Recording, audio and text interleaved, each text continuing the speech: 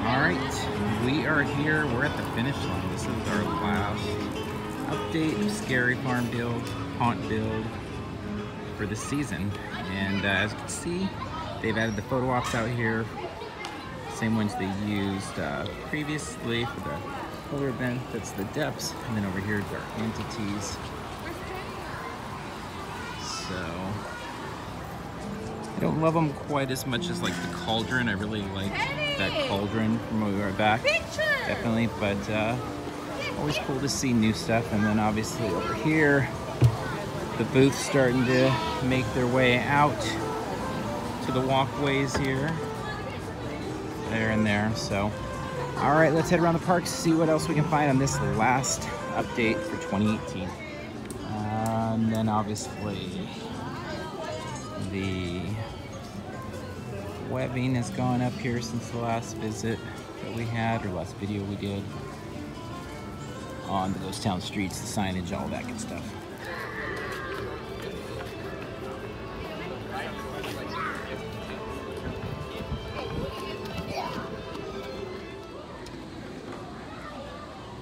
So this is something we haven't seen at least yet, but these two guys are set up and it looks like they're gonna have some animated features here to do some stuff. So I don't know if that's been there for a while or not, but definitely not anything that I'd seen before. And maybe it's more of a spooky farm thing, but either way, I thought it was kind of a cool thing just to take a look at. And over here at the stage,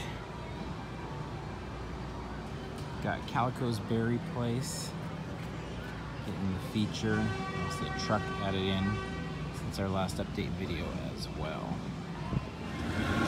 And over at the Charles Schultz, I guess this is kind of the Disney take on the Instagram wall there. You got your hashtag Scary Farm and wings. So I imagine that will be lit cool. It's tough with a lot of these things because they're obviously mostly to be employed or mostly in use at night. So kind of curious what that'll look like as a Instagram backdrop at night, but that seems to be what it is. And over at Beachy Keens, I was wondering if there'd be anything here, but this is gonna be the look. And this has made its way over here into right across the way from Calico Stage here and near the new pumpkin display. It's another interesting little touch.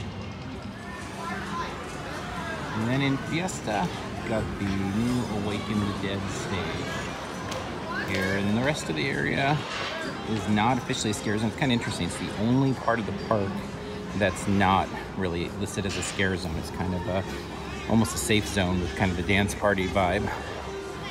But I'm curious to see what it looks like. Now tomorrow night, with opening night, it's going to be a media party over here. So it won't be the full feel for what it is until Friday night. Definitely curious this season to just kind of check out and see what the vibe's like. Are there going to be some scare actors wandering around?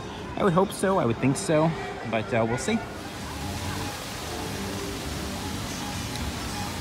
And then the addition of the kind of totem pole-esque jack-o'-lanterns, which look great. It's a fun thing. Again, so much of the hollow, all of Camp Snoopy really just, it works so well day and night. It was really impressive last year, and the addition of so many more pumpkins all over the place, I think it'll be just that much better this year. So really anxious to see this at night and in the daytime when the daytime event officially begins for the kids, family-friendly Spooky Farm on September 29th. And over here, the Wicker Man returns, presumably for some sort of maybe a sequel to the Hollow, the Witches show that kind of took over in the evenings in the multiple parts. If you didn't get to Scary Farm last year, definitely watch for those show moments, just to give a season pass. And without a season pass, you won't be able to really take everything in that's the mainstream, let alone the little things. But in the Hollow last year, they did this really great multi-part show that would take place throughout Camp Snoopy in the evening. It would all culminate in a big show moment here with the witches and the witch hunter, and it was just awesome entertainment for, again, pass holders that are going to be here several times during the season, that can have the time to kind of hang out, linger, and learn more about the characters and some of their backstories. And then en route to Forsaken Lake, another one of those photo ops that they have put out, these kind of Instagrammable spots. And then new, as I always call them, pole ghouls, which I guess is kind of leading you into that, maybe it's supposed to be kind of that New Orleans vibe as you head into Forsaken Lake. Fun to see the new ones. I don't think, personally, I don't really like them better than any of the ones we have had here for years. I really like a lot of the ones they do, but always need to see new stuff being utilized in the park. And very excited for this new scare zone.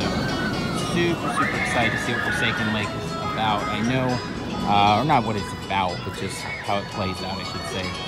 A better way to phrase it. But I know a lot of people are really excited for it. I've seen several saying they're more excited for it than some of the mazes that have been announced, or maybe any of the mazes in some cases. So I think a lot of us are curious to see what develops over here at Forsaken Lake. And we'll know that in a little over 24 hours. So with that, I think this is a good spot to wrap up this video. I'm sure there's a few more little things we could unearth, but we're in a hurry. We're actually heading to Mickey's Halloween party for opening night, and so just wanted to get in one last update.